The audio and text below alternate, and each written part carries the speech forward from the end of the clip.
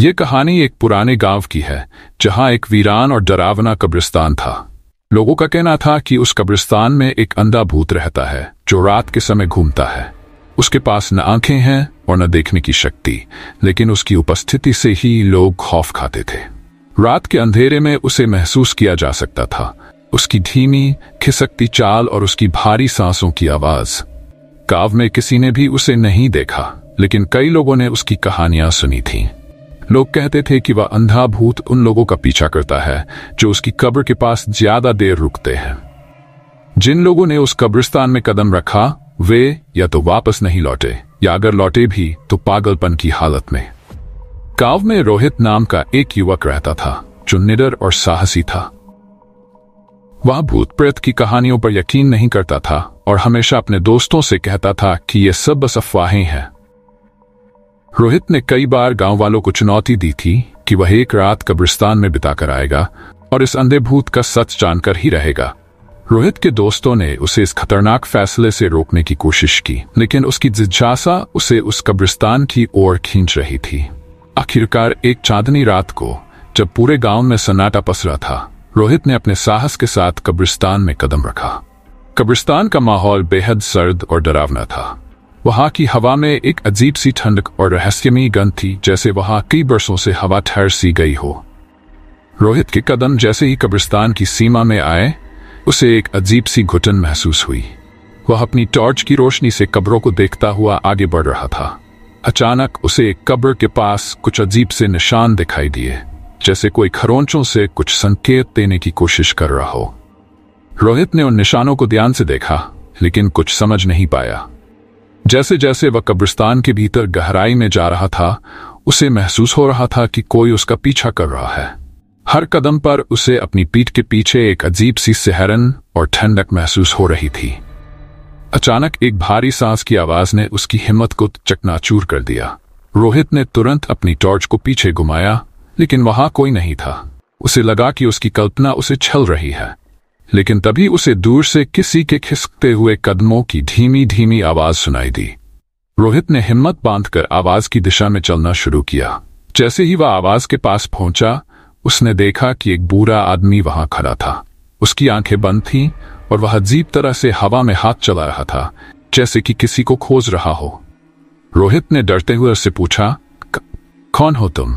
बूढ़े आदमी ने अपनी आंखें खोली, लेकिन उसके आंखों में जीवन नहीं था। वह अंधा था। उसने अपनी भारी आवाज में कहा, तुम यहां क्यों आए हो? यह जगह तुम्हारे लिए नहीं है। अंधे बूढ़े आदमी ने रोहित को चेतावनी दी कि वह तुरंत यहां से चला जाए, वरना वह उसकी आत्मा को भी इसी कब्रिस्तान में बांध देगा। लेकिन रोहित ने कहा, मैं यहां तुम्हारे रहस्य को जानने आया हूं। तुम कौन हो और क्यों यहां भटक रहे हो? बूढ़े भूत ने कहा, मैं इस जगह का प्रहरी हूं। मेरी आंखों की रोशनी इसी कब्रिस्तान के रहस्य को सुलझाने के प्रयास में छिन गई थी। अब मैं यहां अनंत काल तक भटकने को शापित हूं। रोहित ने पूछा, कौन सा रहस्य? भूत ने एक गहरी सांस लेते हुए कहा, यहां एक ताबीज है जो इस शाप को समाप्त कर सकता है, लेकिन उसे पाना आसान नहीं है। रोहित ने सोचा कि यह उसके लिए एक अवसर है। उसने भूत से ताबीज का स्थान बताने को कहा, लेकिन भूत ने शर्त रखी कि रोहित को इस खोज में कई खतरनाक पहेलियों का सामना करना पड़ेगा। रोहित ने सहमति जताई और ताबीज की ओर बढ़ने का फैसला किया। ताबीज का पहला सुराग एक पुरानी कब्र पर लिखा था, जिसमें यह लिखा था, जहां पानी ठहरता है वहीं मेरी शक्ति का उद्गम है। रोहित को समझ नहीं आया कि यह किस दिशा में इशारा कर रहा है, लेकिन उसने अपना सफर जारी रखा।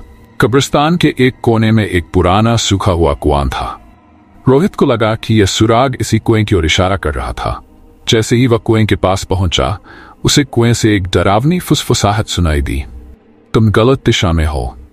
वह घबराकर थोड़ा पीछे हट गया, लेकिन उसने हिम्मत नहीं छोड़ी। अचानक कुएं के अंदर एक ताबीज की चमक दिखी। रोहित ने ताबीज को निकालने के लिए कुएं में झांका और देखा कि ताबीज तक पहुंचने के लिए उसे कुएं में उतरना पड़ेगा। रोहित ने हिम्मत बांधकर कुएं में उतरना शुरू किया।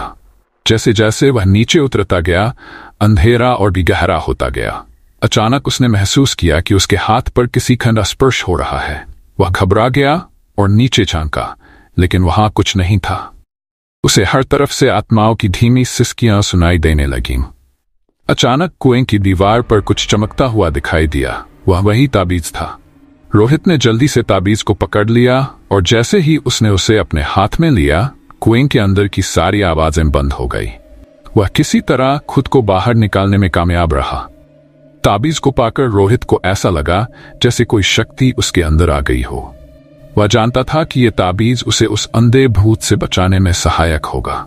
जैसे ही वह वापस जाने लगा, अंधा भूत उसके सामने प्रकट हुआ। भूत ने गुस्से से कहा, तुमने ताबीज को पा लिया है, लेकिन इसे पूरी शक्ति में लाने के लिए इसे उस कब्र पर रखना होगा जहां मेरी आत्मा बंद ही है। रोहित ने पूछा, कौन सी कब्र? अंधे भूत ने संकेत दिया और कहा, वह कब्र कब्रिस्तान के सबसे गहरे कोने में है, लेकिन वहां जाने पर तुम्हें अपनी सबसे बड़ी परीक्षा देनी होगी। रोहित ने ताबीज को लेकर उस कब्र की ओर चलना शुरू किया। वह कब्र पूरी तरह काले पत्थरों से ढकी थी और उसके चारों ओर सूखे फूल बिखरे हुए थे। जैसे ही उसने ताबीज को कब्र पर रखा, पूरी कब्रिस्तान में तेज रोशनी फैल गई। रोशनी इतनी प्रबल थी कि रोहित को अपनी आंखें बंद करनी पड़ी। जब उसने अपनी आंखें खोली तो अंधा भूत एक बार फिर उसके सामने था, लेकिन इस बार उसके चेहरे पर एक शांति का भाव था। भूत ने शांत स्वर में कहा, तुमने मुझे उस शाप से मुक्त कर दिया है जिसमें मैं सदियों से फंसा हुआ था। रोहित की समझ में नहीं आ रहा था कि आखिर वह कौन था और उसे यह शाप क्यों मिला था। उसने धीरे से पूछा, आपका यह शाप कब्र कैसे लगा? भूत ने गहरी सांस लेते हुए अपनी कहानी सुनानी शुरू की। उसने बताया, मैं इस गांव का एक साधारण आदमी था। वर्षों पहले मैंने अपने लालच में एक बुरी आत्मा से एक शर्त लगा ली। उसने मुझे इस ताबीज का लोभ दिया, लेकिन इसके बदले में उसने मेरी आत्मा को बांध लिया और मेरी आंखों की रोशनी छीन ली। रोहित के चेहरे पर आश्चर्य और सहानुभूति के भाव थे। उसने पूछा, और अब क्या होगा? भूत ने मुस्कुराते हुए कहा, अब मेरा समय आ गया है। तुमने मुझे इस ताबीज के सही स्थान पर पहुंचाकर मेरी मुक्ति का रास्ता खोल दिया है। अब मैं चैन की नींद सो सकूंगा। जैसे ही भूत की आत्मा रोहित के सामने धीरे धीरे मिटने लगी, उसने रोहित से कहा, तुम्हारा साहस और तुम्हारा विश्वास ही इस कब्रिस्तान की रक्षा करेगा। रोहित ने भूत की आत्मा को नमन किया और उसे विदा किया। वह देखता रहा जब तक कि भूत पूरी तरह से अदृश्य नहीं हो गया। अब कब्रिस्तान पूरी तरह शांत था। वहां का माहौल पहले जैसा भारी और डरावना नहीं रहा। रोहित ने एक गहरी सांस ली और ताबीज को वहीं छोड़ दिया। उसने महसूस किया कि अब यह ताबीज कब्रिस्तान की रखवाली करेगा। अगली सुबह जब रोहित गांव वापस लौटा तो उसके चेहरे पर एक अजीब सी संतुष्टि और आत्मविश्वास था। गांव वालों ने देखा कि रोहित में अब पहले जैसी निडरता से ज्यादा एक गहरी समझ और शांति आ गई थी। वह अब केवल एक साहसी युवक नहीं था, बल्कि गांव के लोगों के लिए एक नायक बन चुका था। गांव वालों ने उसकी कहानी को ध्यान से सुना और समझा कि कभी कभी डरावनी कहानियों के पीछे भी एक गहरा सच और सीख छिपी होती है। इस घटना के बाद गांव का वह कब्रिस्तान अब एक पवित्र स्थान बन गया, जहां लोग बिना डर के जा सकते थे। इस कहानी से गांव वालों को यह सीख मिली कि साहस, विश्वास और सच्चाई के रास्ते पर चलकर कोई भी भूतिया डर और शापित रहस्य से सामना किया जा सकता है। रोहित की इस साहसिक यात्रा ने सभी को ये याद दिलाया कि डर हमारे मन का भ्रम होता है और सच का सामना करने का साहस ही सच्ची जीत दिला सकता है। ये कहानी हमें ये सिखाती है कि हर रहस्य और हर डर के पीछे एक सच छिपा होता है। सच्ची हिम्मत से उस सच का सामना करने से हम न केवल अपने डर से जीत सकते हैं, बल्कि उन आत्माओं को भी मुक्त कर सकते हैं जो हमारी मदद की प्रतीक्षा कर रही होती है। रोहित की इस यात्रा ने यह साबित कर दिया कि सच्चाई और साहस के मार्ग पर चलने से कोई भी डर या अंधकार टिक नहीं सकता। इस तरह कब्रिस्तान के अंधे भूत की ये रहस्यमयी और रोमांचक कहानी यहाँ समाप्त होती है, लेकिन इसके सबक हमेशा के लिए हमारे दिलों में बस जाते हैं।